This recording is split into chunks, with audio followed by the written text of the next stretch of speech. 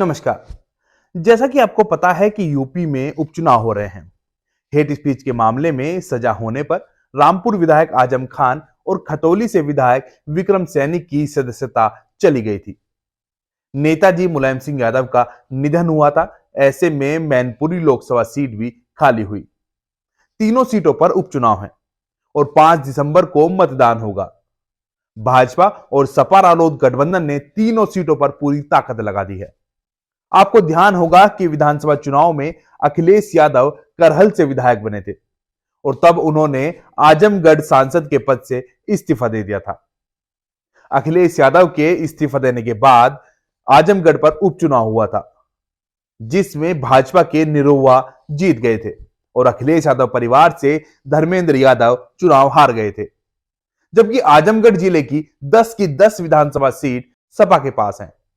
उस वक्त उपचुनाव में अखिलेश यादव एक बार भी प्रचार के लिए आजमगढ़ नहीं गए थे, लेकिन हालात अब बदल चुके हैं और अखिलेश यादव मैनपुरी के चुनाव में गांव-गांव जा रहे हैं। प्रत्याशी डिंपल यादव हैं, ये तो आपको पता ही है। बड़ी बात यह भी है कि चाचा भतीजे के मतभेद भी अब दूर हो चुके हैं। शिवपाल यादव पूरे मन से मैनपुरी में प्रचार कर रहे हैं। अखिलेश और शिवपाल में इस वक्त जबरदस्त बॉन्डिंग भी दिखाई दे रही है। भाजपा सरकार ने शिवपाल यादव की सुरक्षा में कटौती कर दी। साथ ही गोमती रिवर फ्रंट घोटाले के मामले में तत्कालीन सिंचाई मंत्री शिवपाल सिंह यादव से पूछताछ के लिए अनुमति भी मांगी है। लेकिन इस सबसे यादव परिवार और ज्यादा एकजुट हुआ है। शिवपाल के मुद्दे पर अखिलेश भाजपा को जवाब दे रहे हैं, तो वहीं शिवपाल यादव ने अखिलेश को छोटे नेताजी नाम दिया है। खतौली सीट पर रालोद के उम्मीदवार मैदान में हैं और जयंत चौधरी ने पूरी ताकत लगाई है। भाजपा के सामने फिर से खतौली में जीत दर्ज करने की बड़ी चुनौती है। जयंत चौधरी भी गांव-गांव जा रहे हैं और प्रचार में किसी तरह की कोई ढील नहीं छोड़ रहे।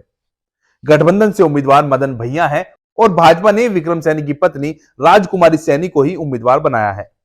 भाजपा ने भी इस सीट पर पूरी ताकत झोंक दी है और मुख्यमंत्री योगी आदित्यनाथ के साथ ही दोनों डिप्टी सीएम प्रचार के लिए आ चुके हैं। इसी तरह से रामपुर सीट पर आजम खान की प्रतिष्ठा दांव पर है।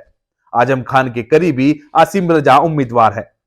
भाजपा की पूरी कोशिश है कि आजम खान के इस किले को ध्वस्त कर दिया जाए। इन उपचुनाव में एक और चेहरा चर्चा में है और वो है आजाद समाज पार्टी के मुखिया चंद्रशेखर आजाद। खतौली के साथ ही रामपुर में भी वह गठबंधन के पक्ष में प्रचार कर रहे हैं। जयंत चौधरी और अखिलेश यादव के साथ मंच साझा कर चुके हैं। बसपा इन चुनाव में हिस्सा नहीं ले रही है। ऐसे में हो सकता है कि चंद्रशेखर की दलित समाज में और पैठ बढ़ जाए। उपचुनाव का परिणाम कुछ भी रहे, लेकिन यूपी में 2024 में भाजपा से मुकाबले के लिए एक नया गठबंधन आकार लेता दिख रहा है। इसमें समाजवादी पार्टी, राष्ट्रीय लोकदल, आजाद समाज पार्टी और शिवपाल यादव रहेंगे। शिवपाल अपनी पार्टी प्रसपा का सपा में विलय करेंगे या नहीं, यह देखने वाली बात होगी। लेकिन गठबंधन में अन्य दलों को जोड़ने की दिशा में शिवपाल यादव की भूमिका बेहद अहम रहने वाली है। वहीं भाजपा की पूरी कोशिश है कि उपचुनाव में किसी भी तरह से जीत दर्ज कर ली जाए, जिससे गठबंधन को आकार लेने से पहले ही फेल कर दिया जाए।